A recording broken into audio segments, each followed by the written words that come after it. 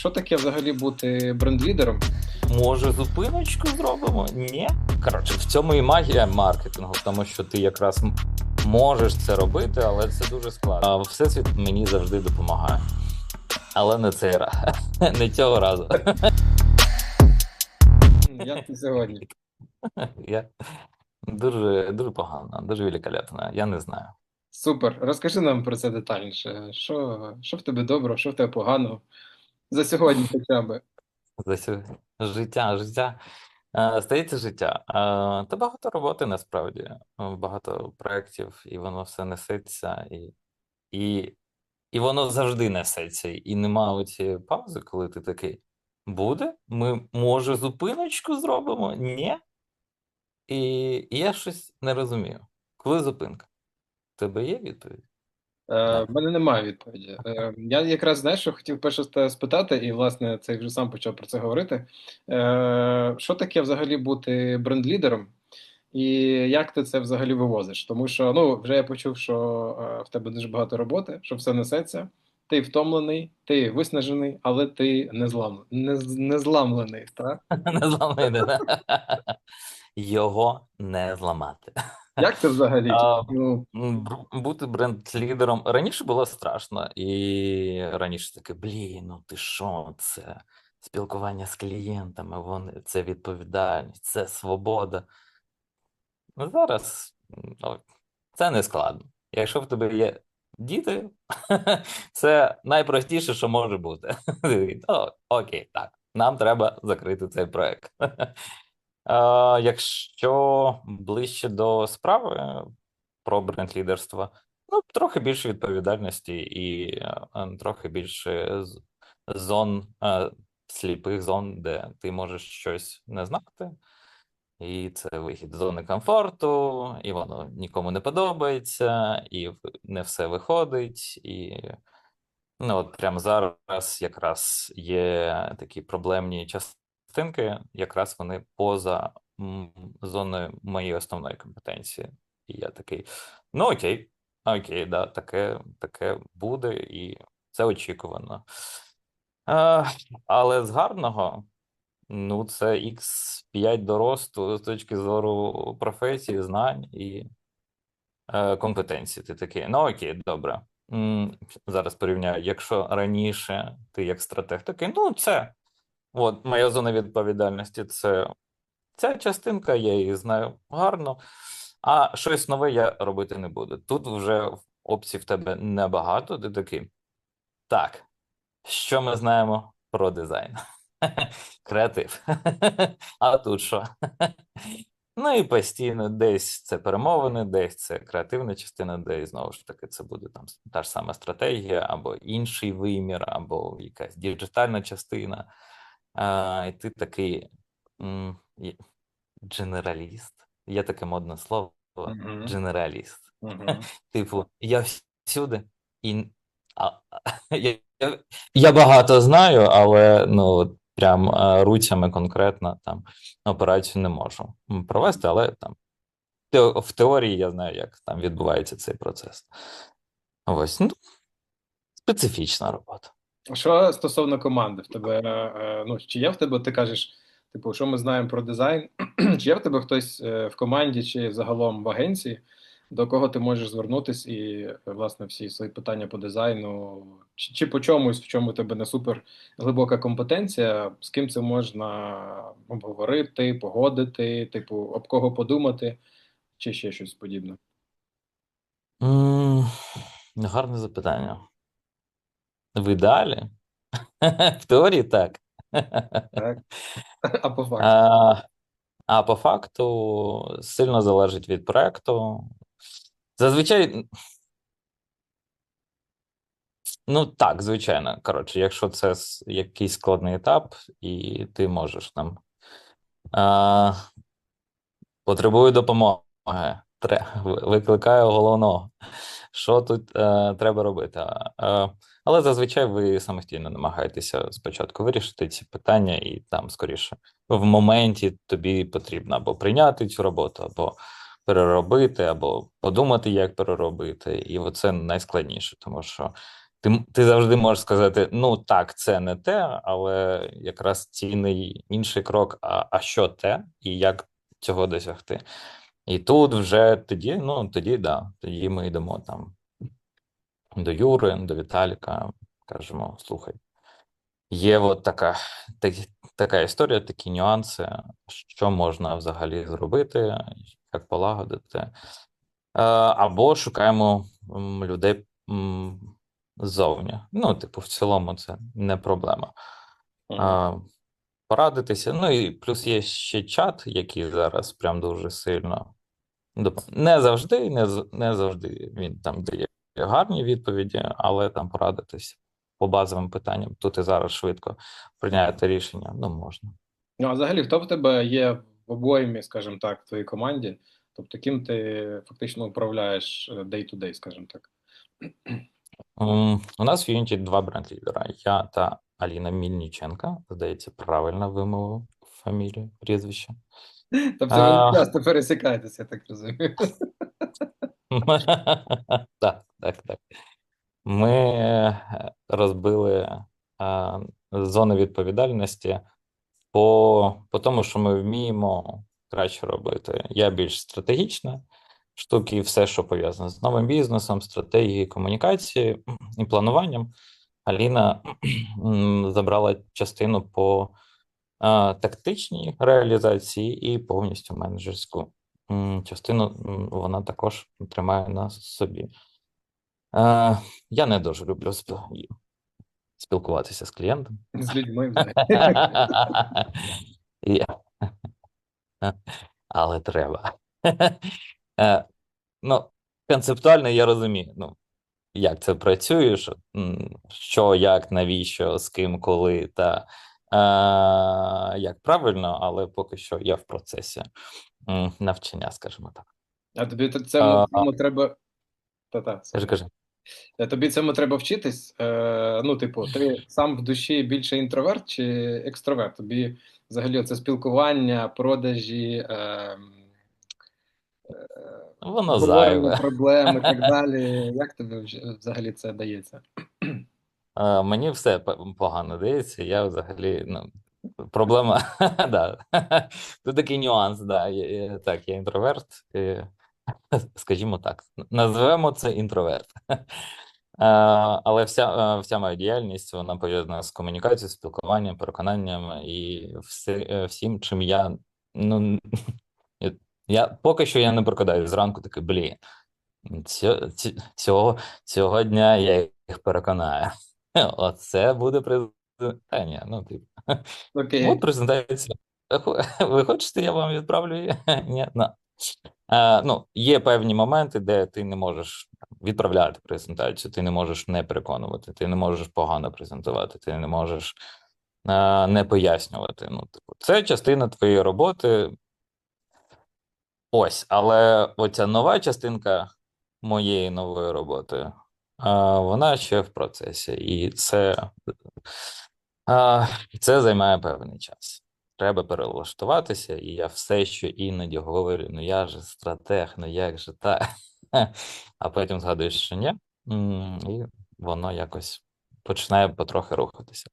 Якщо говорити по команді, то два бренд-лідера, у нас дві креативні пари, стратегіня, ще Аня менеджерка, і когось я забув. Та не, наче всіх перерахував. Десь 8 людей. Ну, в Як? залежності, ми можемо масштабуватися в залежності від скопу задач, але поки що по проектно простіше, ефективніше працювати. Угу. Скажи, от як в тебе це вийшло? Ну, типу, ти не сильно любиш спілкуватися з людьми, як ти сказав. Ти якимось чином, типу, дійшов до позиції бренд-лідера. Як ти взагалі до цього дійшов? Ну, що цьому передувало? Що ти пройшов до цього в своїй кар'єрі? Як взагалі ти от саме в цю точку прийшов, а не в якусь іншу? З самого дитинства я мріяв стати стратегом. Це, до Ні, речі, це буде. була. У мене Да, заготовлене таке запитання, ким ти мріяв стати в дитинстві? дякую. Та ні, це було раптова раптовість. Ну, взагалі, з того, що я знаю по тому, як люди обирають професію, як відбувається процес вибору. Як такого процесу вибору професії взагалі не існує. Це рулетка, і ти в ній або виграв, або трохи програв, або щось вдалося більше, щось вдалося менше. Мені вдалося трохи більше. Я не навчався на маркетингу, але потрапив.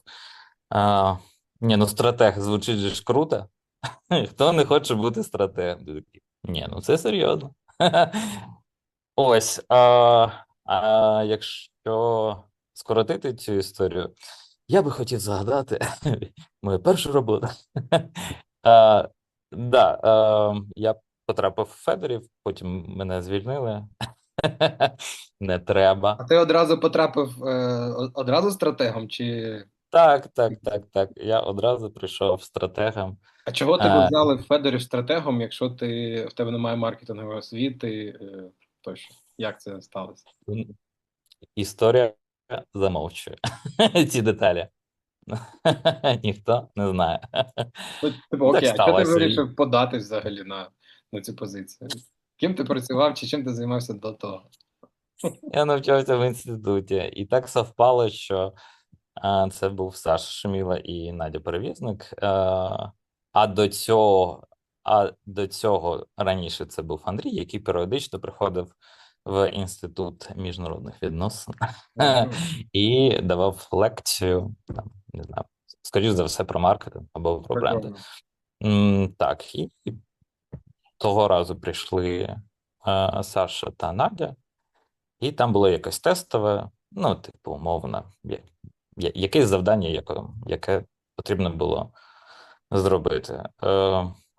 А я на той момент гарно верстав журнал Міжнародник і знав, що таке шаблони, і вмів користуватися Гуглом. Ну, коротше, ми познайомились, я гарно презентував. Склалося враження, що я багато вмію і багато чого знаю. А все так і було. А все так і було з самого початку. Тобто продавати ти А, вже з університету. да. Воно якось да, вдалося. Вчився ти на якій спеціальності? Я перекладач з французької на українську. Прикольно. Ну, і що далі було? Je ne mange pas. Да, і я прийшов працювати в Федорів, пропрацював там 3 місяці, посварився з шефом. Погана ідея була. Я би, мабуть, не сварився. Трохи розумніше поступив би. Все, і мене звільнили. Сказали, іди, пес, ти нам не потрібен. Ось, а потім так, раптово я. Оскільки обговорювали взагалі якісь агенції, все, що я чув, це слово ambulance. Я такий, ні, ну це фірма. Ну, мабуть, і працюють вони з якоюсь фірмою. Я Окей. погуглив. Вакансію стратега не знайшов, там була вакансія менеджера. Ну, я думаю, ну, можна написати, що я хочу бути менеджером. Ну, менеджера мене не взяли, а взяли презентатором, допомагач Роми. Ну Ага. і в цілому великолепно. Ну і от ось так воно склалося, що я щось знаю, щось вмію. Ну і потім я повернувся через 3 чи 4 роки. Я вже якби камбекнув. Мгм. Ніхто не очікував. Але камбекнув ти стратегом, і потім вже знов тобі довелося пройти певний ріст кар'єрний, щоб стати вже бренд-лідером. А, Ти одразу бренд-лідером. так, ні. Я. Блін, ну це така чутлива тема. Ем, Бути стратегом це було свідоме рішення, і знову ж таки, не те, щоб я такий, блін, от зараз я всім докажу, що я можу бути бренд-лідером. І я ок. Мені ок бути стратегом, там, лідом або хедом, whatever. Ем, Потім Я довгий час працював стратегом, або потім лідом, потім я звільнився, і потім я повернувся. І знову ж таки повертався я на позицію хеда стратегічного, але знову ж таки так склалася судьба. Всесвіт мені завжди допомагає, але не цей раз, не цього разу. Я Тоді майже шучу. завжди. Да, майже.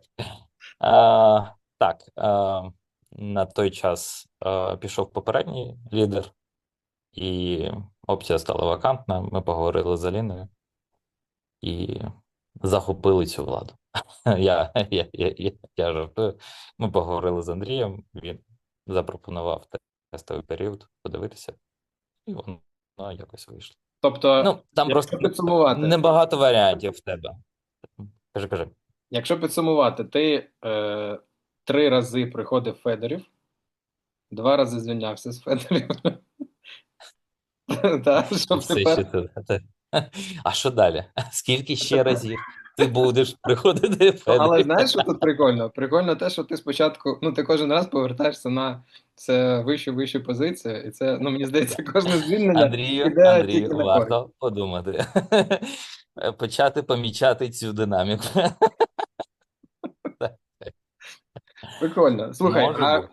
так, скажи ще такий момент. От цікаве, саме от як ти такий зробив перший крок цей, коли ти кажеш, що ти був в універі і просто перейшли з агенції люди, ну, типу, скаутити студентів, та, я так розумію. І от що ти думаєш, тобі дозволило виділитись на фоні решти студентів, які, можливо, також хотіли би зайняти якусь таку позицію і потрапити в таку агенцію, ну, типу, зразу з універу. Це ну, великий успіх насправді. Як ти думаєш, що ти робив до універу чи в універі таке, що тобі дозволило от на цьому етапі вже так виділятися серед одногрупників і так далі?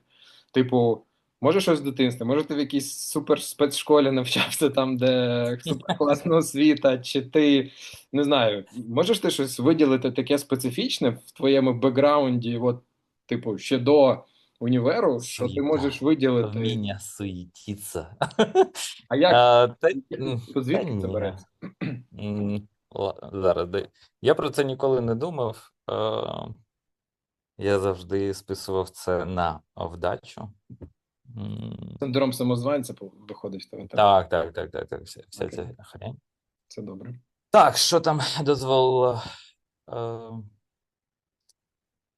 Що ти читав в дитинстві? Може, якісь книжки, може, якісь фільми ти дивився такі, що тобі, типу, розширили твою свідомість, і ти став, типу, розумніший, чим решта? Чи, можливо, не знаю, якийсь в тебе такий бекграунд, чим ти навчав, чим ти займався, чи де ти навчався до того, чи ще щось? Який твій улюблений мультик чи фільм з дитинства? Атака павуків. Нехай буде. А нехай буде Пірати Карибського моря. Ага, прикольно. Зараз я забув, як. Зараз я спробую пояснити, як правильно це сказати. Е, Як правильно сказати різноробочий? Різноробочий? Різноробочий. Є така штука, що це нещодавно. В якийсь момент я зрозумів, що я багато працював, коли ну, це не можна назвати там, це не робота, це скоріш була допомога батькам, але постійно щось відбувалося, і оскільки там треба було зробити сайт, треба було там технічно підтримувати се- серверну інфраструктуру. Не питай. Я не буду Серйозно? відповідати на ці запитання. Або щось підсняти, або щось, якусь рекламку запустити. І постійно воно, ну я такий, ну блін, прикольно, я вмію це, але в якусь одну загальну картинку воно коли не складувалось. І оскільки вже я багато чого просто вмів, знав на той момент, коли навчався, і в інституті також я такий, ну блін, прикольно, можна поверстати цей журнал. В цілому, ну я плюс-мінус розумів, як працює індизайн. Трохи підтягнув верстку, і я такий, ну окей, супер. Не знаю, навіщо мені цей скіл, але може і знадобиться. І воно якраз і знадобилося, коли прийшли чуваки, і я такий: о, клас! Це, здається, можливо. Це виглядало як можливість, я не знаю. Мгм. І вони ще важливий момент. Вони прийшли на магістратуру, а я навчався на спеціалісті, і я такий: блін, чуваки, там, Сергій Іванович, можна? Може, я теж також я прийму участь. Він такий: та, взагалі, без проблем, Євген. Давайте, ви що? А він якраз займався цим міжнародником, тому було просто домовитись про цю історію. І я якось пірнув туди, е, я думаю, ну це коротше банально бажання щось зробити.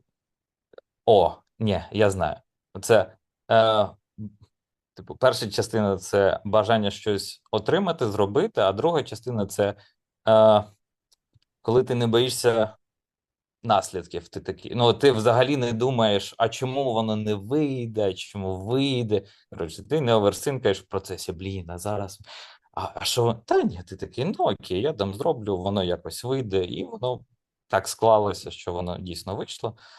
М, Я просто завантажив пару шаблонів, заверстав їх, якось оформив це в якусь історію. До цього я вже знав, де це роздрукувати. Я пішов, роздрукував, воно виглядало як щось фізичне, матеріальне. Це зараз я розумію.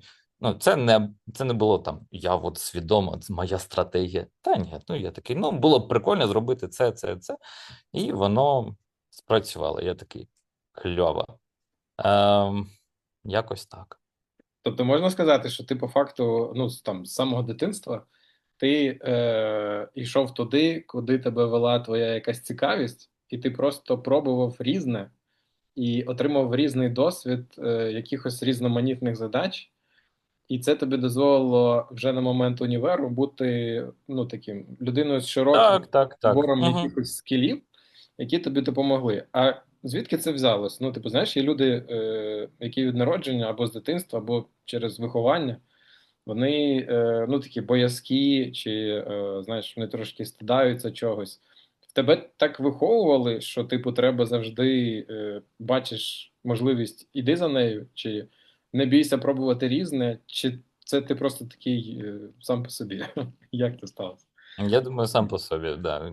Я би не сказав, що це там або супервиховання якось зіграло. Контекст батьків зіграв те, що треба було допомогти, або десь розібратися, або самостійно це запускати та робити. І оскільки мені ну дуже подобався комп'ютер і інтернет, я такий: ну Мгм. окей, да, я можу це зробити. Ти можеш погуглити, щось подивитися, витратити певний час, і воно якось робить. Та й все. Не те, щоб я прям. Тобто це якісь. Я не дуже навчався, я не приймав участь в олімпіадах. Я такий е, е, хорошист. Мгм. От. Ще непогано, але ще й не гарно. Може, мене це якраз і харило постійно. Я такий: ну, блін, да скільки можна? Ну, тобто, Якось так. фактично, якісь такі практичні і корисні задачі співпали з тим, що тобі було цікаво просто, да? Ну, там, тобі просто було цікаво комп і все, що з ним пов'язано. І тут тобі підходили якісь задачки, зробити якийсь сайт чи ще щось, які з цим співпадали, тобі було відповідно цікаво, і ти пробував то. Потім ти дійшов до універу, з'явилась можливість з Федорівом, і вона співпала з тим, що ти раніше вже робив, і хоп, ти вже типу, маєш можливість туди потрапити. Звучить, в принципі, як ну, такий Як шлях, да, але плейбук. Так, хоча, як мінімум, так, плейбук. так, звучить як плейбук, чи можна його повторити? Думаю, можна, але дуже складно і є, я думаю, більш простіші і практичніші варіанти, як це зробити. На той момент ще це питання роботи було. Ну, це той момент, коли в універі вже люди починають такі: блін, окей, а що по роботі?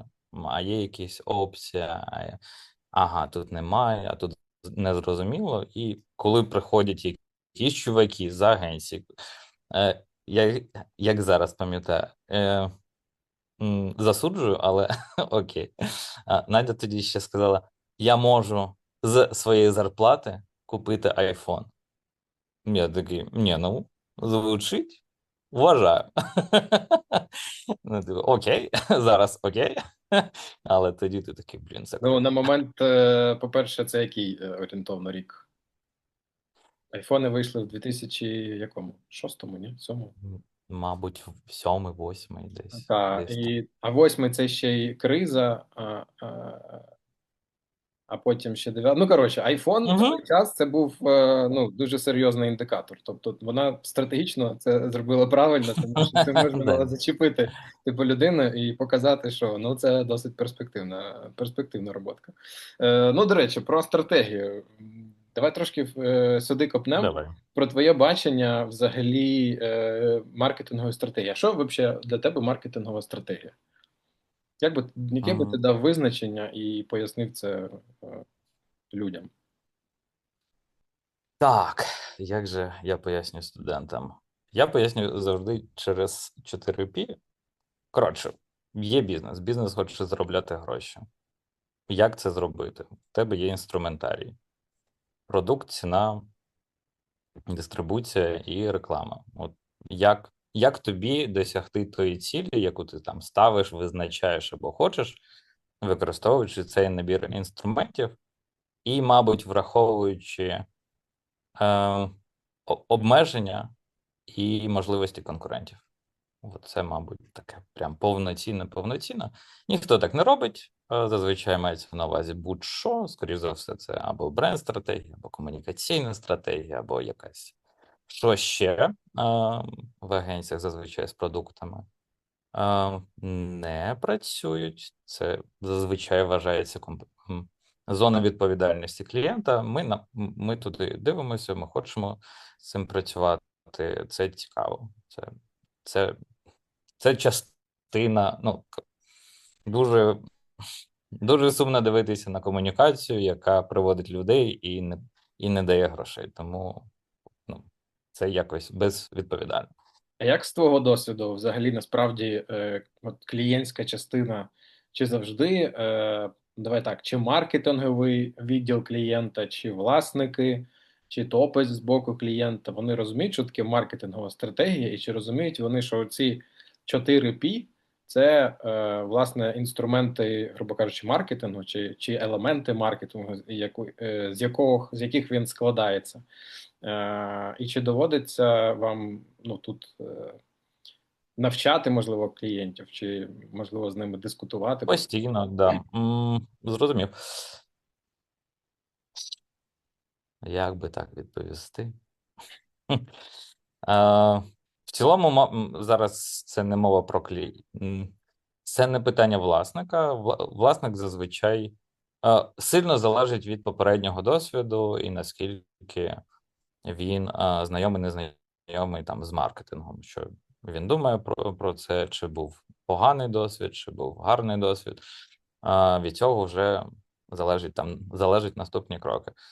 Якщо взяти в середньому по палаті, то маркетинг це щось, що ніхто не розуміє до кінця, або частинка. Це може бути легко тільки sales відділ, це може бути тільки перформанс-частина, це може бути просто точки продажів, або це можуть назвати брендом, мати на увазі бренд-айдентику. Коротше, це зазвичай це загадка. І такого повноцінного розуміння про маркетинг, ну навіть в корпораціях я такого ще не бачив. Все одно є викривлене сприйняття через ту специфіку або ту категорію, де ти працюєш. І зазвичай весь процес побудований таким чином, щоб якраз синхронізуватися в спільному розумінні, що ми робимо, як ми робимо, на що ми можемо вплинути, де ми не можемо вплинути. Це продукт чи не продукт. Там далі вже стає не стільки принципово, скільки, якщо є можливість вести діалог, пояснювати, шерити знання, то зазвичай це там найкращі гарні проекти, які можуть бути, ви працюєте спільно.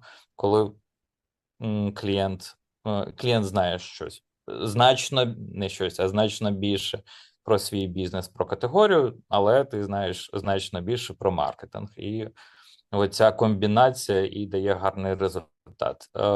Бувають різні комбінації, скажімо так, і не завжди вони найкращі, але ну, це, мабуть, вже певна специфіка кожної сфери.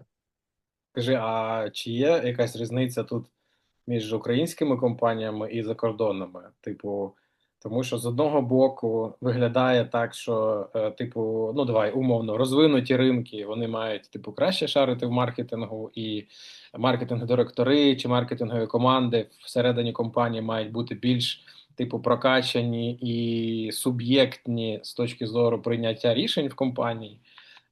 Чи так дійсно є? Чи можливо оцей фактор, знаєш, того, що ми існуємо в Україні в дуже жорстких насправді умовах, там війна і все решта, і постійні кризи, постійне там зменшення ринку, зменшення якогось попиту, то можливо наші маркетологи, маркетинг-директори стають більш за рахунок цього прокачаними і суб'єктними. Чи ти не бачиш такої якоїсь різниці? Чи бачиш щось таке? Я раніше думав, ну ось в Україні, звичайно, такий маркетинг, а от за кордоном, там Нью-Йорк, там от там реальний досвід, от там реальний маркетинг. Або в Європі.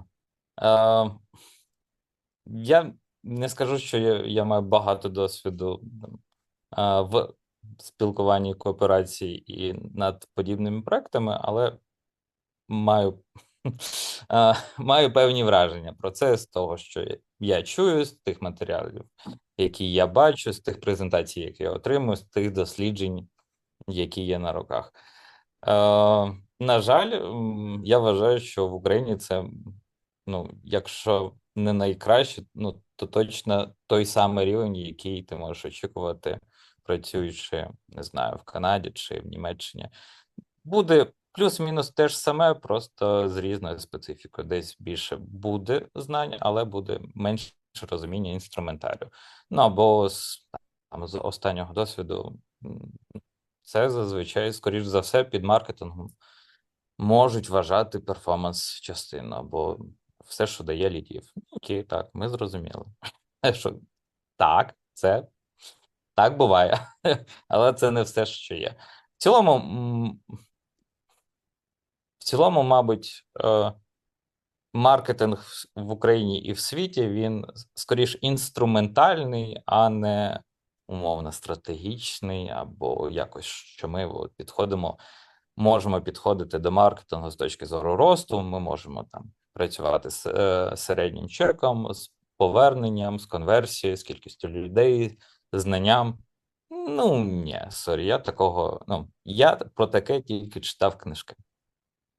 Цікаво. А от ти кажеш інструментальна історія. А якщо порівнювати з точки зору ну от інноваційності інструментальної, тому що я також от, за свій досвід багато зустрічав кейсів, коли Україна багато в чому була більш прогресивна, ніж там, скажімо, європейська, західна частина Європи, скажімо так.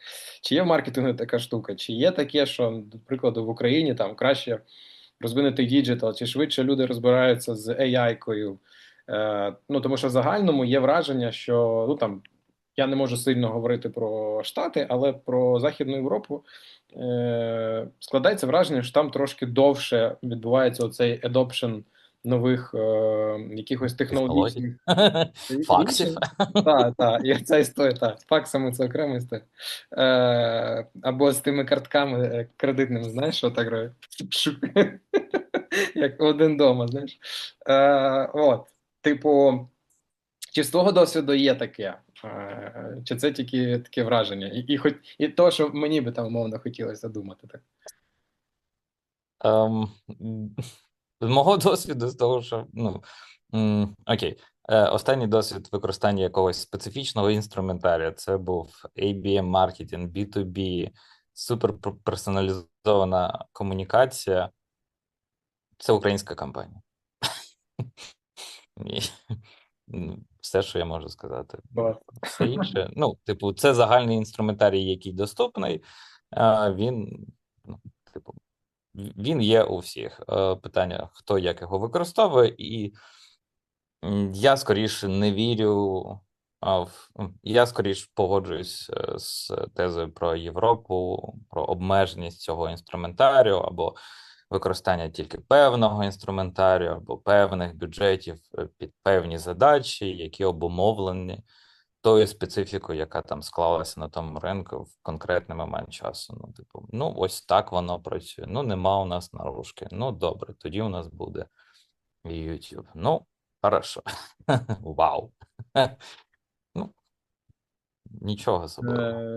А ще, от, чи тобі не здається, що в Україні можливо оця різноманітність, інноваційність краще розвинена за рахунок того, що у маркетологів більше якоїсь креативної свободи, грубо кажучи, що українські маркетологи, можливо, менше затягнуті в якісь типу нормативи, процедури, обмеження, у яких є, які є в європейських ринках в сталих компаніях, яким ну, типу, по 50 чи по 100 років. Бо в Україні ну, типу, немає компаній, яким там 50 чи 100 років, тому що у нас компанії почали з'являтися не там пізніше значно. А там за рахунок того, що вони там 100 років вже якось працювали, і зараз їм, щоб щось змінити і перебудуватись, це типу біль. А у нас, оскільки нічого сильно не було побудовано, то зараз ми будуємо і ми одразу будуємо нове. Чи є тут таке, що українські маркетинг-директори чи взагалі маркетологи, типу, мають більше свободи і ну, з одного боку, у них обмеження, типу, через те, що менше бюджети, війна і так далі. Але з іншого боку, у них більше свободи креативної, тому що немає важкого бекграунду, який треба за собою якось тягнути і обслуговувати. 100% тобі не треба узгоджувати, пройти через 5 рівнів корпоративної поверхів для того, щоб узгодити певне рішення, для того, щоб прикрити себе, реалізуючи певну рекламну кампанію. Це, мабуть, це більше стосується розміру, ну, етапу розвитку ринку, який корелює з кількістю кампаній, їх розміром, і зазвичай, як тільки ви працюєте з корпоратами, welcome to the hell. Тому що відповідальність. Так, хто відповідальний? Чому у нас 25 і ніхто не каже так? Ну, типу, гай, це просте рішення. Ми можемо його прийняти тут і зараз. Ні, ми повинні перевірити. Та я дам. Окей, добре. Можемо просто. І оскільки цих обмежень, ну, по факту, тобі з гівна та палок треба зібрати чудо, то якось воно і виходить швидше, оперативніше і місцями ефективніше, тому що в тебе є повно обмежень. А там в тебе є зарплатня, в тебе є стабільність, нема чого втрачати. Нікого ще не звільнили за вибір ABM. Угу. А Великолепно. чи тобі не здається, що це ще пов'язано з тим, що у українських маркетинг-директорів чи просто маркетологів менша відповідальність перед босом? Тому що в Європі, до прикладу, оскільки ти зав'язаний в цій структурі, там ти боїшся там втрати зарплати і так далі, твоя помилка може тобі коштувати типу дорожче, а тут можливо твоя помилка не така вагома і не така важлива, бо, умовно кажучи, там власник компанії не вважає, що маркетинг це щось типу важливе і критичне, і що, типа, що би ти не зробив, власнику не сильно це має значення, бо він ну це серйозно не сприймає. Ну це ж маркетинг, типу, хай там якийсь Та інстаграм роби, що хочеш. постить, так. Типу, а в Європі, можливо, цьому надають більшого значення, і, типу, маркетинг це серйозна бізнесова діяльність, в яку люди багато інвестують. А тут, типу, можна, ну, знаєш, оці класичні історії, коли там у мене племінник по комп'ютерам шарить, значить буде маркетолог. Ну, типу, відповідно, тут невелика вага рішення і невелика відповідальність, і через те ти себе вільніше відчуваєш як маркетолог, можеш собі щось там експериментувати. Нема в тебе такого відчуття? Не склалося в мене таке враження. З того, як часто маркетинг-директори змінюють місце роботи, здається, що все ж таки ризики присутні і доволі великі, особливо там для великих мереж, для великих бізнесів.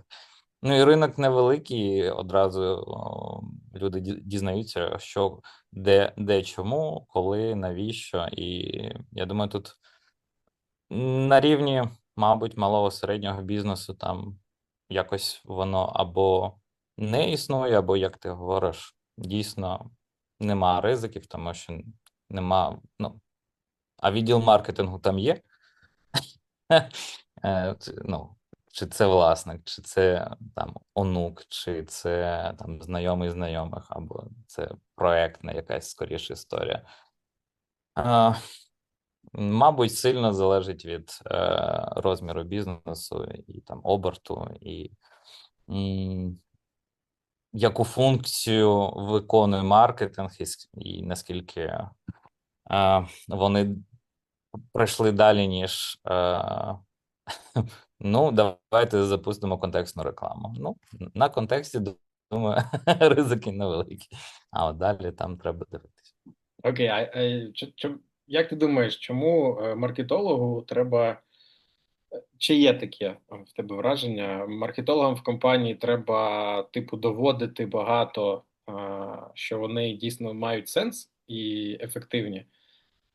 А до прикладу, якби прийшов, не знаю, завідуючий виробництвом, ну йому, типу, щось доводити не треба. Він апріорі важлива людина. Або CFO апріорі важлива людина. А маркетологу треба, типа, щось ну, показати, типу, довести, що маркетинг Так. щось має значення. Можна, будь ласка, я можу сказати. Молча. Залежить з того, що я бачив. Мабуть, там IT-компанії дуже вирізняються з цього кластеру. Можна сказати, що в них є там стала практика, що є маркетинг, звідки береться маркетинг директор, як він зростає і якими компетенціями він має, ну, типу, hard soft скілами володіти, щоб виконувати цю функцію, і там не треба доводити, там це скоріше там процес, в рамках якого дізнаються, чи ти компетентна, чи не дуже людина. Ми зараз не говоримо про бренд-директорів, чи ну там це окремий жанр, там, звичайно, тільки магія і, і презентація працюють, і треба доводити. Або треба доводити до того моменту, поки всі не зрозуміють, що щось не так. А де бренд? Ми точно його побудували або ще в процесі. Якщо говорити про український бізнес або клієнтів, з якими ми стикаємося day-to-day, то зазвичай маркетинг-департамент він або відсутній як категорія, як клас, або хтось підхопив його, тому що інших людей не було, або він виконує свою функцію частково. Ну, тут логічно, навіщо агенція Федорів, якщо у вас кльовий маркетинг-департамент. Так, як каже Андрій, ну, якщо все було б добре, вони б до нас би і не прийшли. Тому так і виходить, що зазвичай маркетинг-директор, гарний маркетинг-директор це знахідка. Всі швидко, я думаю, насправді тобі небагато треба щось доводити, якщо ти в контексті, ну, якщо ти розумієш, що ти робиш, і в тебе є track of records, чи це можеш пояснити, як це працює, і показати тут і зараз. Ну, в моменті. Умовно, цей період він значно менший. І, звичайно, багато питань до людей, які на позиції маркетинг-директора, і ну, вони зазвичай звільняються або трохи працюють і звільняються, тому що там доволі швидко стає зрозуміло, що або результату немає, або динаміки немає, або підходи, які вони використовують, сталі.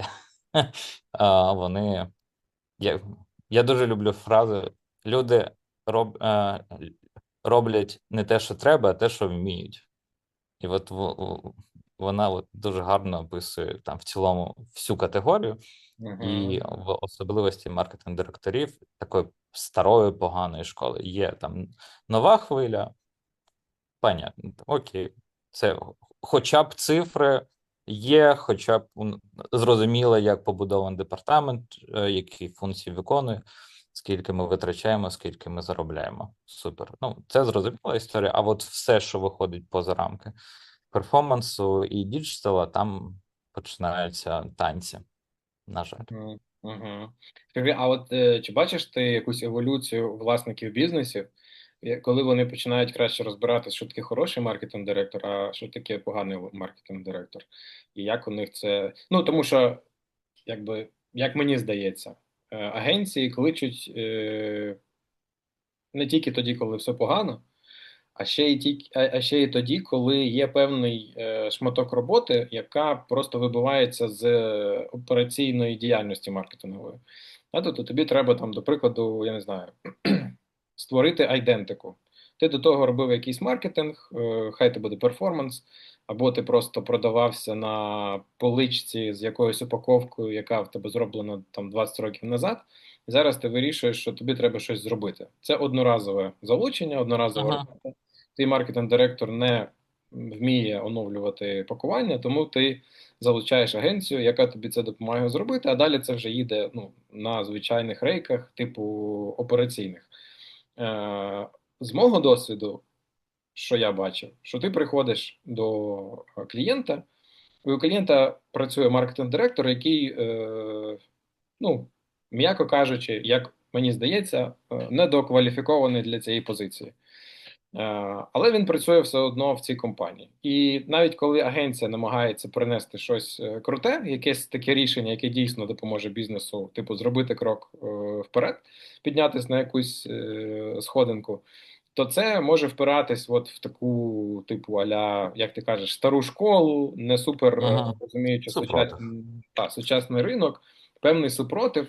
Як власнику бізнеса зрозуміти, що твій маркетинг-директор типу, робить булшіт. І як зрозуміти, що тобі треба його міняти? Або навпаки, як зрозуміти, що твій маркетинг-директор, ну, типу, шарить і може нормально деліверити хороші результати, ну, коли ти сам фактично в маркетингу не розбираєшся. Да? Ну, ти, типу, власник, я не знаю, печеш хліб, та власник пекарні. Ну, от, як тобі це визначити? Угу. З мого досвіду, воно визначається завжди якимось вимірюваним результатом. Зазвичай це продажі, гроші. І вони тут все дуже просто. Я дуже обожнюю ці дискусії про давайте зробимо замір бренду, щоб дізнатись. Та ні, давайте подивимо. Воно або є, або немає. Все. М, Ми будували бренд. Та ні, ну та ні, ми просто витратили гроші. Давайте будемо об'єктивні. Тому ну, найкращий доказ це там тестовий проєкт. Зазвичай ми там починаємо з невеликого проєкту для того, щоб якщо є сумніви, ну і це от зараз ми працюємо, один з поточних клієнтів, вони заходили як ми не віримо в маркетинг. Це такий класичний B2B.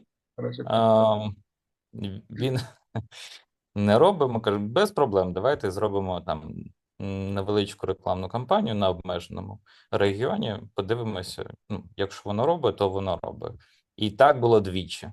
І кожного разу у нас є трек по грошам, по результату. Все. І це не був діджитал. Ну, типу, це такий доволі класичний набір, тому що там, стара аудиторія. Вони небагато проводять. Процес прийняття рішень зав'язаний на офлайні, а не на онлайні. Там нема ринку просто.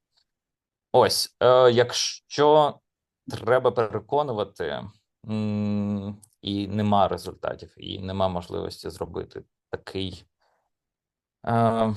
тестовий проєктик, то зазвичай воно вирішується доволі швидко в дискусії.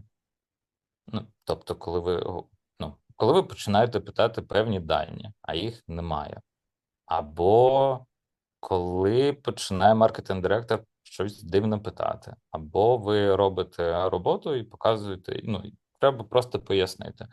Ну, для мене, кожного разу в мене проект починається наче з нуля. Ми заходимо, кажемо: Окей, ви повинні нам не довіряти. Раптом ми щось зламаємо, раптом ми щось не знаємо. Але в процесі тобі не треба щось говорити, тому що весь процес побудований таким чином, що клієнт бачить, що ага, так, ви десь ходитесь в думках, десь ви переконуєте, десь ви використовуєте дані, які переконують клієнта, десь ви зазвичай прикладами можна пояснити, або інформацію з відкритих джерел, або кількісними даними, або практикою ринку, і кажеш: ні, от воно так робиться, і в процесі дискусії зазвичай, якщо клієнт в свідомості, я називаю це так. Якщо у вас нормально побудований діалог, то окей, це взагалі не питання. Але так, зазвичай маркетинг-директор сильно переживає, і там може бути таке, що ви виконуєте різні задачі. Ви намагаєтесь допомогти бізнесу, а маркетинг-директор намагається залишитися на цій позиції, або не допомагає вам в вирішенні бізнес-задачі. І тоді питання: чи хочете ви далі продовжувати, в якому форматі, чи треба заміна, чи не треба заміна, чи може це цінна людина з інших причин. Це також окей. Але там вже треба вирішувати контекстуально. Угу. А скажи ще таку ситуацію. До прикладу, ви заходите, робите оцей тест, одразу показуєте якісь круті результати. Але чи не означає це, що далі, якщо працювати з цим клієнтом, цей клієнт буде очікувати завжди таких швидких перемог? І це фактично якась певний фокус на перформанс, але так чи інакше треба працювати із довготривалою певною перспективою. Да? Ну там той самий брендбілдинг, та умовно, типу, до нього можна по-різному відноситися, Угу. але так чи інакше він треба. Да? Там, поки ти побудуєш знання, поки ти там якісь точки входу в категорії пропрацюєш і так далі, деякі задачі вимагають довшого часу. Як збалансувати цю історію, щоб не впасти в чистий перформанс і не жертвувати довгостроковим зростанням бренду? Да, складне питання, цікаве питання. Зараз скажу погану річ. Я вважаю, що вдовго можуть грати одиниці, і це скоріше виключення з правила, ніж правила. Зазвичай, навіть коли є бриф, в якому написано про те, що ми хочемо будувати бренд, змінювати сприйняття і подібне, все одно клієнт в кінці дивиться, чи є нові клієнти, чи є продажі. Навіть якщо він не говорить: ні, ви не зрозуміли, ми будуємо бренд. Ні, в кінці завжди він скаже: де гроші. І ти: так ви ж казали. Та ти не важливо, що я казав, де гроші. Тому Клас. в цілому це питання. Я розумію важливість. Я думаю, це питання великих, такої класичної вже старої школи, або великих брендів, коли там Pepsi, Coca-Cola, які можуть дозволити собі грати вдовго. Зараз контекст такий, що ми б хотіли б зробити бренд. Це звичайно кльово. Або є інша історія: клієнти, які хочуть грати вдовго, не розуміють, що це значить. Умовно. Чомусь всі вважають, що зараз ми побудуємо бренд. Це і Типу, до побудували. Нового року. Та ні, ні, вам буквально треба зараз інвестувати систематично велику суму грошей на побудову цього знання, сприйняття, для того, щоб у вас потрохи збільшувалась доля цієї органіки нових клієнтів, які приходять умовно до вас безкоштовно, але вони не безкоштовні. Ну, і коли це розуміння приходить, вони перестають будувати бренд, і бренд-директора зазвичай звільняють. Ось тому поки що на практиці бачив тільки в великих компаніях а-ля Pepsi, Coca-Cola, MasterCard і тому подібне. Окей, тоді питання до агенції Федерів. Агенція Федерів будує бренди. Чи правильно я розумію? Як ви продаєте це людям, які не готові інвестувати 3-5 років в побудову бренду, а хочуть отримати кеш через місяць, умовно кажучи? Гарне запитання. Доволі просто, тому що під брендом ми вважаємо не тільки гру вдовгу. Ну, це розкладається і правильніше сказати, що ми підходимо до побудови бренду з точки зору просто широкого сенсу побудови маркетингу як сенсу. Для нас це і продукт, і комунікація, і медійка, і ефективність в каналах, і сайт, і застосунок, і конверсії, і досвід, і дизайн, і айдентика, і звичайне позиціонування.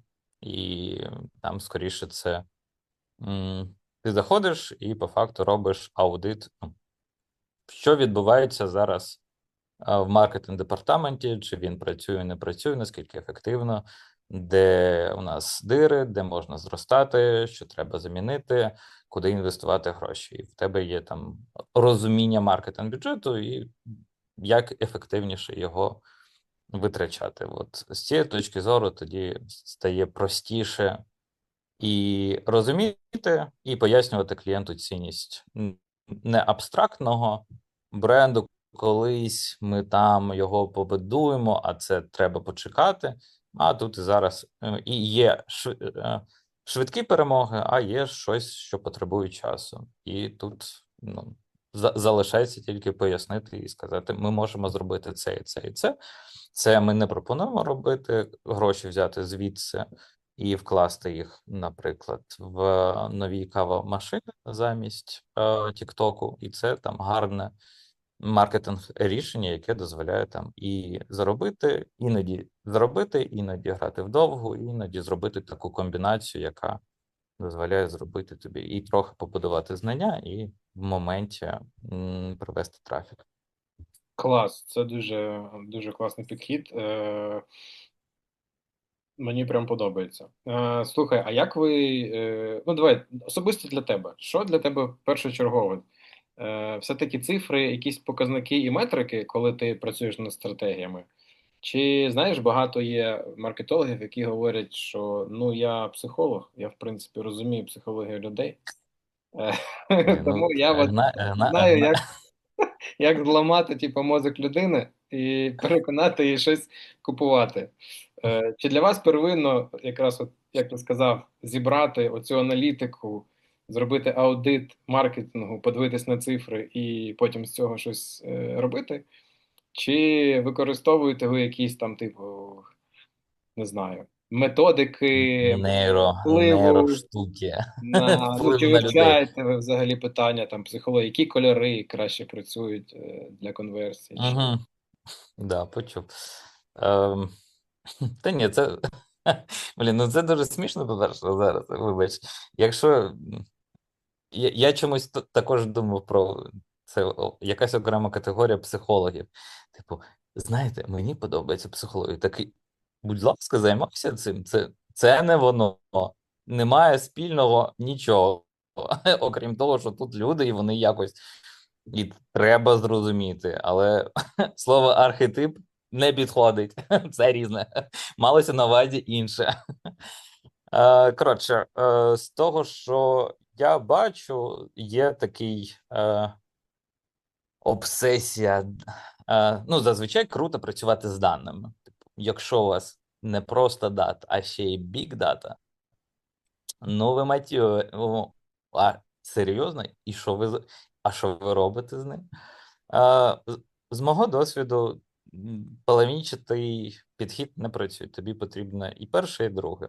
Все. Ну, якщо ти ми збираємо дані по 1001 метриці. І що? Ну, як ви приймаєте рішення? Зазвичай ніяк, ніхто не приймає рішення. Ну, воно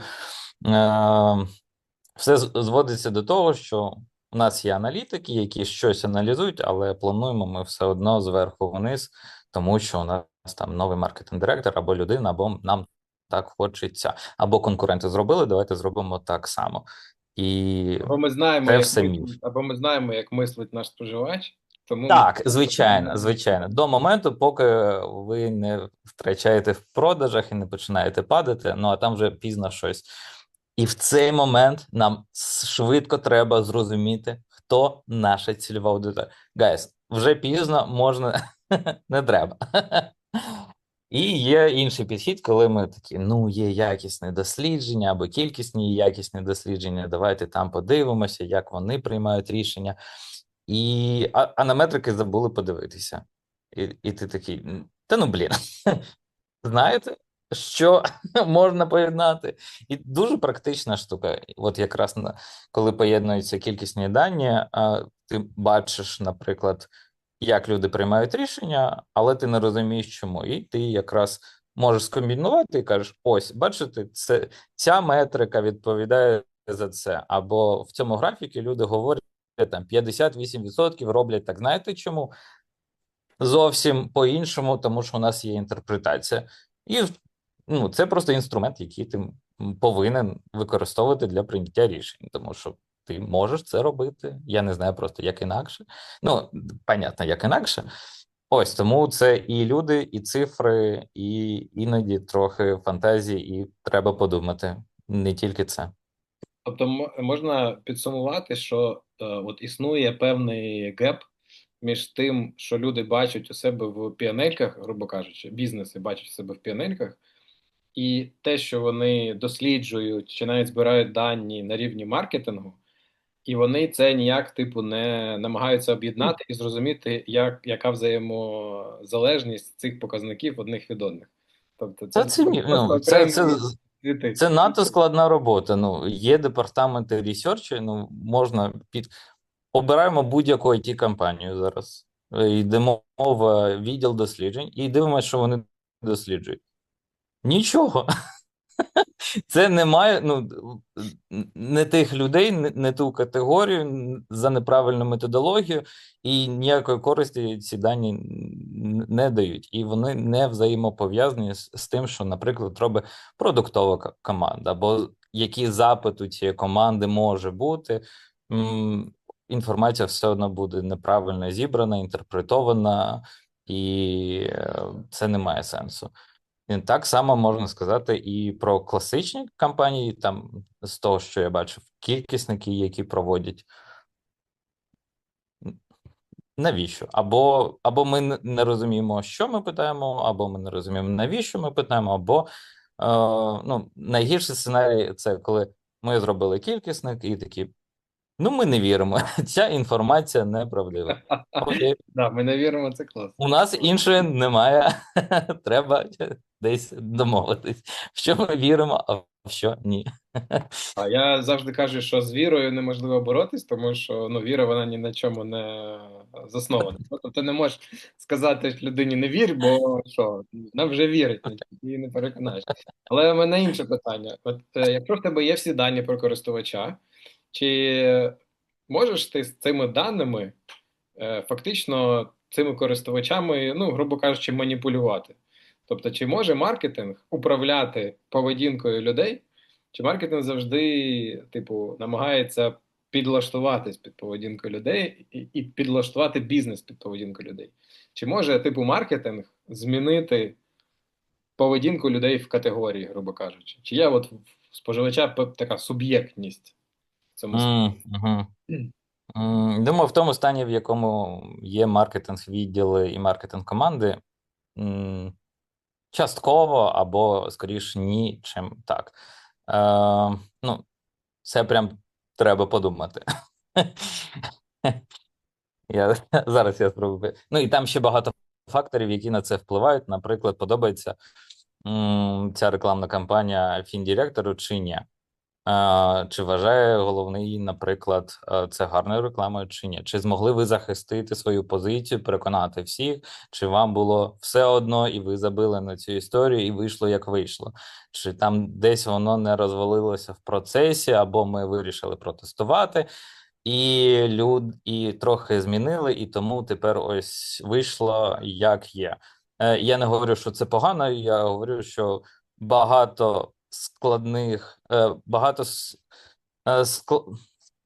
частин в цьому процесі, які можуть повпливати на це. І тобі повинно бути ще не все одно, тому що там, умовно, кожного разу тобі потрібно бути в цьому процесі, щоб та ідея, яку ти заклав, була правильно реалізована, запущена, і люди її побачили, і правильно інтерпретували, і все зійшлося. І медійка, і креатив, і команда, і рішення, і час цієї комунікації. Е, Тому з того, що я маю можливість наблюдати, це якщо ви вже запустили рекламну кампанію або є якась комунікація, ви молодці. Все. Бо всі інші зламалися десь в процесі. Якщо говорити про суб'єктність, коротше, в цьому і магія маркетингу, в тому, що ти якраз можеш це робити, але це дуже складно. Чому я вважаю, що це складно і зазвичай комунікація не робить? Тому що всі зараз. Зазвичай комунікація завершується знаєш, наступною зміною поведінки або наступною спробою зміни поведінки. Не займаєшся спортом? Займайся. Або одяг на кожен день. Гайс, так не від того, що ми скажемо, що одяг на кожен день, він не стає на кожен день, треба щось зробити. Або ми будуємо, нам треба показувати ситуацію споживання. І наприклад, ми показуємо ситуацію споживання супермаркету. Та в цілому люди знають, як це купувати їжу, не треба. А може, це треба робити, коли у вас новий продукт, це нова категорія, і замість того, щоб придумувати суперкреативну ідею, ви просто поясните, що це, як це працює, і коли мені користуватися цим. І це занадто складно. Я думаю, виключення зазвичай точно є якісь, і мені дуже подобається ця тема, коли ти такий, окей, ми хочемо працювати з регулярністю, ми хочемо, щоб зазвичай такий бриф звучить так. Ми хочемо стати там частиною щоденного життя людей або щоб сформувати звичку. І воно просто на цьому і закінчується, і якраз а яке рішення тут може бути? Наприклад, смарт-тест кльово вирішує цю задачу. Люди не люблять займатися спортом, фітнесом, бьорпі. Це не круто. Я не хочу пригати. Мені погано, я вмираю. Я на роботі вмирав і тут вмираю. Ви що? І плачу за це гроші. Вони кажуть, чувак, переходь на тусовку. Людина не йде на тренування, він йде на вечірку з знайомими, друзями, дивиться, а хто ще йде. Клас, все, ми якби обманюємо людину. Ми йому не говоримо, займайся частіше. Він і так займається частіше за рахунок того, що ми в даному випадку змінили досвід продукту. І це кльово. І це схоже на реальний маркетинг, і то, яким він, мається на увазі, коли ти читаєш книжки або дивишся якихось гуру, які розповідають, як ми там щось змінили, і тепер люди точно змінили свою поведінку. Але на практиці воно, одяг на кожен день. Дякую. Практикую, рекомендую носити одяг кожен день. Клас, це дуже цікава інтерпретація. А чи не відчуваєш, що тут є певний елемент маніпуляції, типу аудиторією, і в який, 100%. і в який момент, і взагалі, чи є певна червона лінія, там, де ця маніпуляція вже, типу, стає занадто сильною? Чи є така точка, ну, для тебе в Точка маркетингу? невозврату називається пропаганда. Ну, можливо, так. Ну, Тобто, ну, до якої межі ти вважаєш, що можна робити оцю а-ля маніпуляцію, чи взагалі немає такої межі? Тобто, ти можеш все, що завгодно, як завгодно закручувати, типу, меседж для того, щоб будь-яким чином людину там примусити частіше ходити займатися спортом. так, ну, це, ну, по факту, це в цьому суть твоєї роботи. Ну, тут питання, тобі може це подобатись, не подобатися, але ти можеш прийняти рішення не працювати або не працювати з певними категоріями, або окей, ми просуваємо тільки кльові продукти, але зазвичай вони не кльові. Блін, ну продукт не кльовий, а ми його показуємо, наче Apple. Ну да, в цьому суть маркетингу. Якщо б у нас був би Apple, мабуть, люди і так би купували без нашої роботи. Тому сорі, ну, типу, в цьому суть роботи маркетолога. Я окей до цього ставлюся, я приймаю ці правила гри. Ну, і тут ще такий момент. Е, Ну, в реальності ти все одно погано це робиш, і ти не переконуєш їх. Тому в цілому ти не робиш чогось поганого. Тому що ти погано попрацював. Ой, вибач, Ти типу, багато погано на робиш тебе щось ще коментарів. погане, через це виходить нормально. Погане плюс погане, трохи добре. Ну, а щодо цих червоних ліній, тобто, де може бути ця межа? Наскільки можна, типу, отакими способами, ну, якби, модифікувати поведінку споживача, Мгм. ну, типу, до якої міри це можна робити, якщо вона є для тебе? М, Блін, ну кожний по факту особисто визначає, де ця межа. Той же самий приклад з Ковальською, здається, цією рекламною кампанією. Там, де ми подивилися, ми проаналізували звіти. Чуваки, ні. Ні. Не треба аналізувати звіти для того, щоб порноактриса була там, ну, е, показати голу жінку або не півголу жінку. Ну, навіщо? Є десятки способів і інструментів, як це можна зробити. Чи можна обрати такий шлях? Ну, можна. Чому штраф тільки, здається, 5 тисяч гривень чи 10 тисяч гривень за такі штуки? Ну, я не знаю. Це, мабуть, не до мене. Я думаю, що це Е, просто спланований піар, типу, активність, угу. наскільки Ну, мені так. здається. Ну, Просто щоб типу, про це почали писати, тому що до того вочевидь, да. не сильно. Вочевидь, це свідоме рішення для того, щоб про це почали розповідати. І Forbes там великі молодці, що розповідаєте про це. Ну, типу, клас. Е, ну, засуджую максимально. Тобто, грубо кажучи, типу, це вже знаєш питання не знаю, совісті чи морального Так. компасу Ну, от кожного при маркетолога, хто можливості для себе. плюну в ліцо. Ну, типу, так не можна робити. Ну, сорі, є якісь певні принципи, або професійні принципи, або якісь загальнолюдські. Ну, окей, всі ми. Ну, я бачив. Я бачив брифи, я бачив попередні роботи. Ну, окей, це ваш вибір, будь ласка. Сподіваюсь, Всесвіт їх накаже. А якщо ні, то буде сумно. Дивись, звідси випливає наступне питання. Зараз вже дуже багато реклами робиться за допомогою AI-ки. Скажи, будь ласка, як ти думаєш, у AI-ки, очевидно, немає ніякого морального компасу.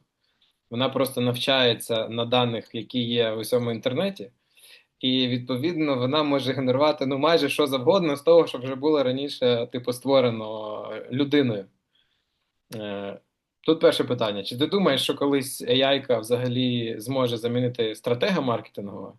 І друге питання: чи це з твоєї точки зору добре чи погано, якщо це може стати? М, Та я думав, вже десь воно.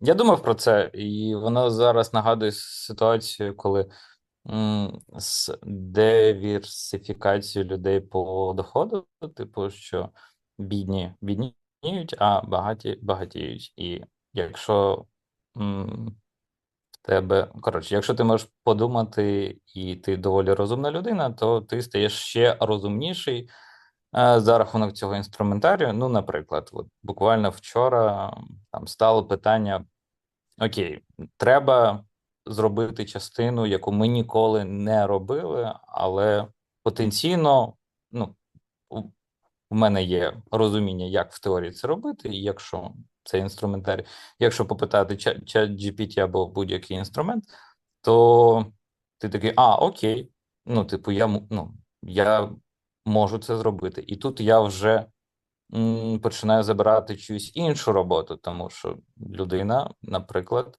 вже не в небезпеці. А якщо да, ми Копірайтер багато такий, ой-ой-ой. Да. так, так, так. Копірайтер, як мінімум, правда, є багато небезпеки саме в суміжних областях.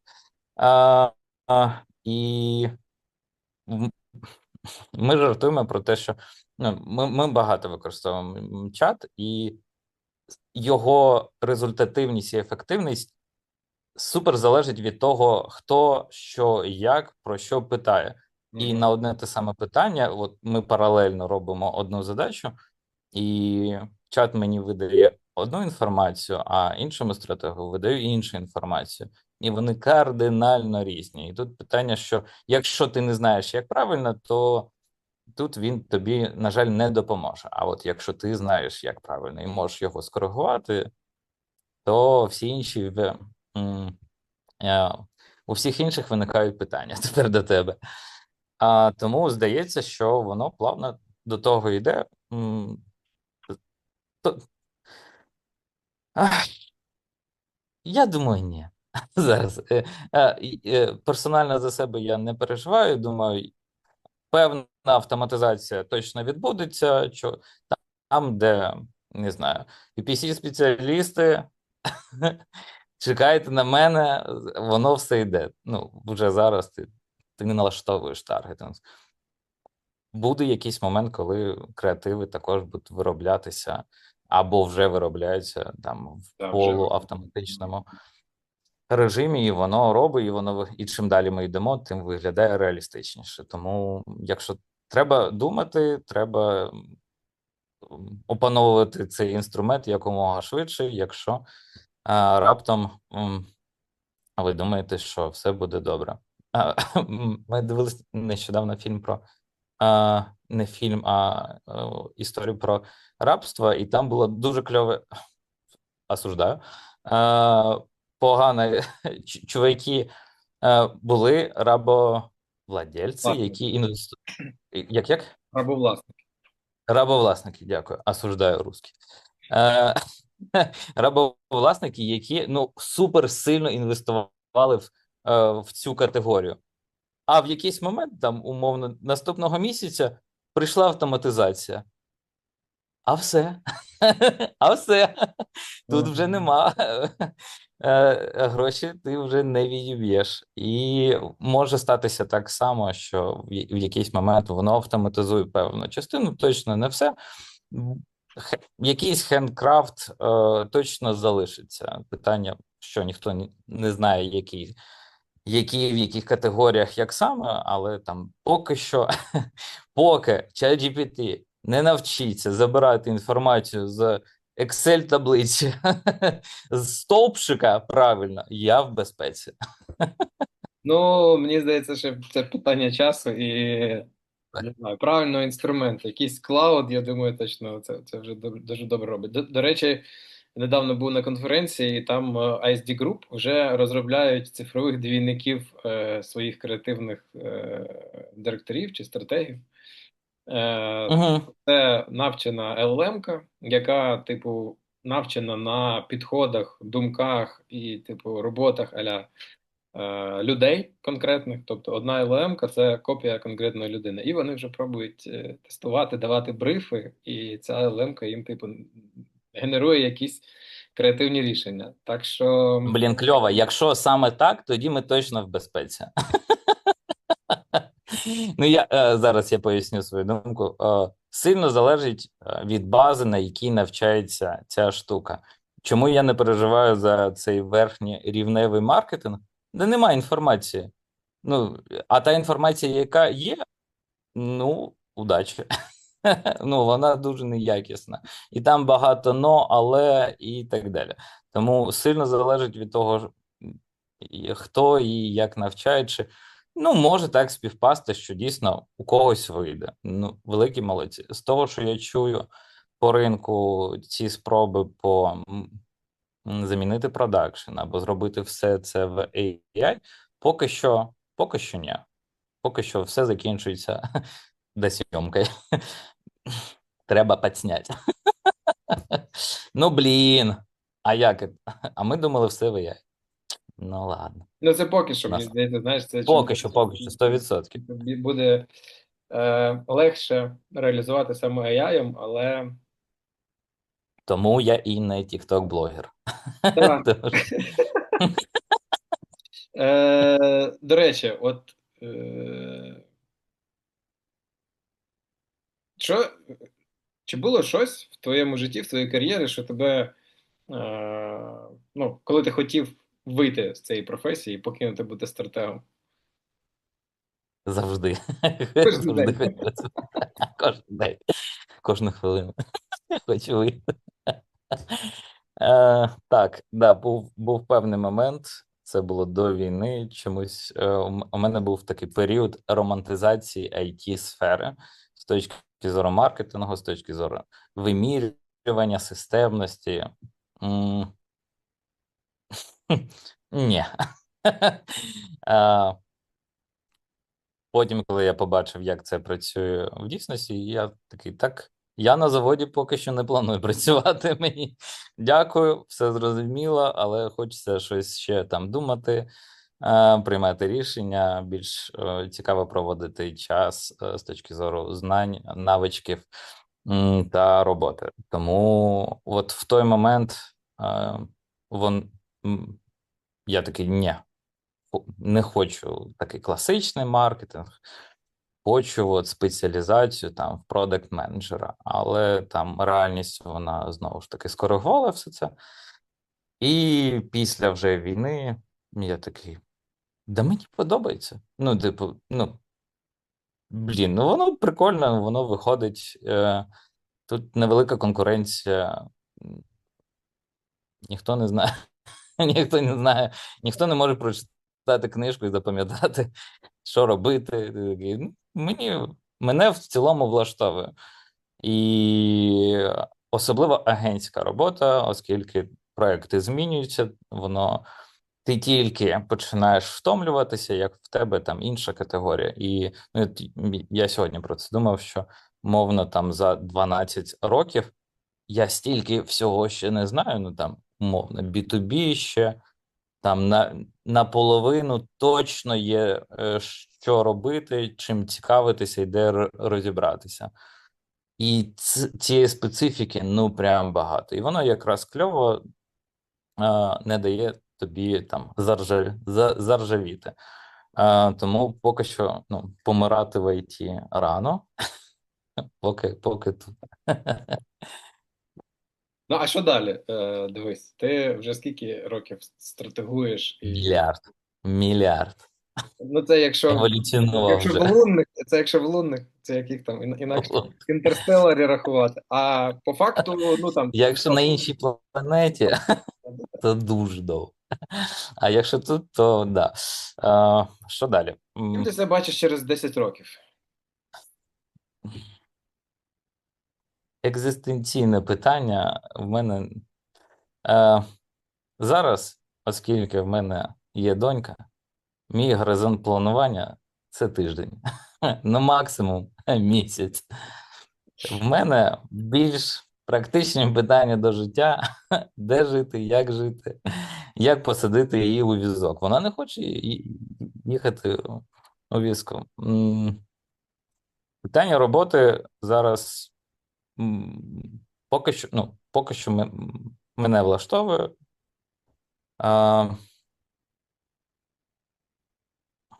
Я не мідіч, щоб Треба ще. Хочу ще. В цілому Грубо там кажучи, ну окей. взагалі, який от паттерн, куди виростає бренд-лідер чи маркетинговий стратег? Ким він може В окрему агенцію, або в окремий бізнес. або просто Ну, стати хедом тої агенції, в якій ти зараз бренд-лідер? так. Або дочекатися, поки Андрій постаріє, ну дуже сильно. І бути в цей момент рядом. Я шуткую. Коротше, це А власний до бізнес. речі, питання: а Андрій ну прям реально дуже активну роль приймає зараз в самій агенції, бо у нього ж, ну наскільки я знаю, дуже багато різних проєктів, і Дофігіща проєктів, чи але він прям да, в агенції останнє своїй. питання в мене було: як? Як ти це робиш? І він так. Зараз прям це активна фаза. Якщо б ти спитав там рік тому, я б сказав би, ні, Андрій залучається, але не так активно зараз. Більш активніше, більше співпраці з новими клієнтами, новий бізнес і поточні проекти, тому що якраз там тривають трансформаційні процеси, тому він зараз якраз більше залучений. Ось. Круто. Женька, ну я тобі дякую. Ми справді з тобою дуже багато сьогодні всього обговорили. Дуже цікаво. Я сподіваюся, що нашим глядачам, хто буде дивитись, також буде цікаво. Я думаю, що ти відкрив прям дуже велику частину підкапотну роботи стратега. І люди, хто працюють в агенціях чи просто маркетологи, я думаю, що вони будуть. І що? В смислі? Ти Ну, ж старий, що ти... Ой, ой, старіна! Просто слайди. Архетипи там я сподіваюся, бацаєш. що наша аудиторія буде ті люди, які ну, типу, зможуть це оцінити. І я хочу, щоб ну, власне, чого ми робимо цей контент, щоб, по-перше, був україномовний контент, по-друге, був експертний маркетинговий контент, і третє, щоб ну, аудиторія маркетологів, бізнесів і так далі взагалі знали, які є люди, постаті, особистості в маркетингу і в бізнесі у нас. І ну, щоб, умовно кажучи, люди не думали, що агенція Федорів це все робить Андрій Федорів, всі проекти повністю дизайнить, вигадує, креативить, стратегує. А це правда. А є, типу, такі, ну, я не побоюсь цього слова, зірки, типу маркетингові, які, ну, яких мало насправді або небагато знають такі пересічні там маркетологи. Хоча насправді це дуже важливі і такі визначальні люди в агенції. Тобі дуже тобі дякую.